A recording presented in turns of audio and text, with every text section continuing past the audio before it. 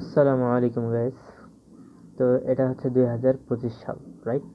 2025 সালের 7ই জানুয়ারি। তো কালকে একটা সিদ্ধান্ত নিয়েছিলাম, ভাবছিলাম যে এই 25 সালটাকে নষ্ট না করি, বরং কি করব, কোরআন শরীফ মুখস্থ করব। তো কোরআন শরীফ কীভাবে মুখস্থ করব? একটা সিদ্ধান্ত নিয়েছি যে ডেইলি 10 লাইন অথবা 7 লাইন, ঠিক আছে? তো ডেইলি 7 লাইন করে মুখস্থ করব কোরআন শরীফের। মানে একটা সূরা আজকে শুরু করলাম, সেই সূরার 7 বা 10 লাইন মুখস্থ করব। সেই মুখস্থ করার পর সেটা কী করবো, আপনাদের সামনে ইউটিউবে আপলোড দেবো। অর্থাৎ 10 লাইন করে মুখস্থ করব ডেইলি, আর সেই 10 লাইন আপনাদের শোনাবো। ওকে? তো আপনারা সবাই দোয়া করবেন আমার জন্য, 2025 সালটা যেন আমি ভালোভাবে কোরআন শরীফটা মুখস্থ করতে পারি।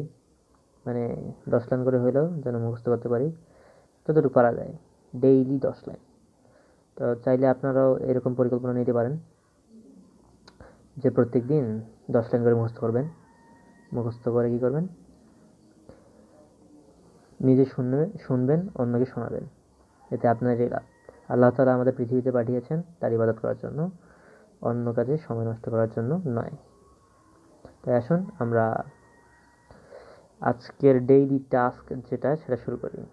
10 লাইন মুখস্থ করব, মুখস্থ হয়ে গেলেই আপনাদের শুনিয়ে দেবো, সমস্যা নেই। আমার জন্য দোয়া করবেন সবাই।